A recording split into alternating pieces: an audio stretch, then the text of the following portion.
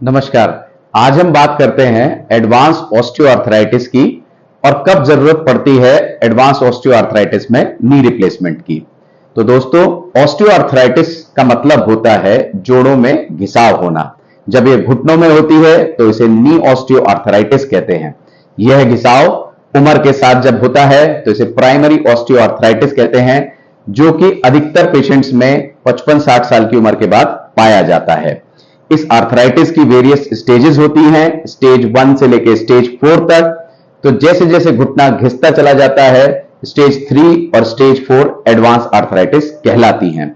अब इस आर्थराइटिस में जोड़ के अंदर की चिकनी सतह यानी कि कार्टिलेज और मेनिस्कस खत्म हो जाता है, जिसकी वजह से जब भी घुटना मोड़ते हैं, चलते हैं, तो खुरदरा सरफेस आपस में रगड़ खाता है और पेशेंट्स को पेन जनरेट होता है।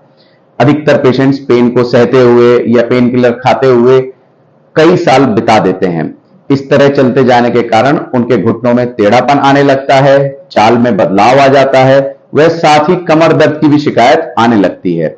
अक्सर मरीज हमारे पास उस स्टेज में आते हैं जब या तो वह बिल्कुल चलने फिरने से लाचार हो चुके हैं, व्हील चेयर पे आ चुके हैं, या उनकी पेन किलर की रिक्वायरमेंट पर डे बढ़ती चली जाती है। अब ऐसी स्थिति में नी रिप्लेसमेंट एकमात्र उपचार होता है जिससे कि मरीज वापस चल सकता है, उसके दर्द की रिक्वायरमेंट, दर्द की दवा खाने की रिक्वायरमेंट कम से कम रहती है, वह अपने नॉर्मल जीवन में लौट सकता है। अब नी रिप्लेसमेंट के बाद रिकवरी का ट्रेंड भी काफी फास्ट हो गया है। हम लोग अब रोबोटिक नी रिप्लेसमेंट करते हैं, जिससे अमूमन रिकवरी कुछ हफ्तों में हो जाती है। लगभग 50% रिकवरी टाइम पहले से कम हो गया है। सर्जरी काफी प्रिसाइज हो गई है। तो जो लोग पहले घबराते थे कि नी रिप्लेसमेंट के बाद काफी दर्द होता है, लंबे समय तक फिजियोथेरेपी करानी पड़ती है, उसकी आवश्यकताएं अब कम होती चली जा रही हैं।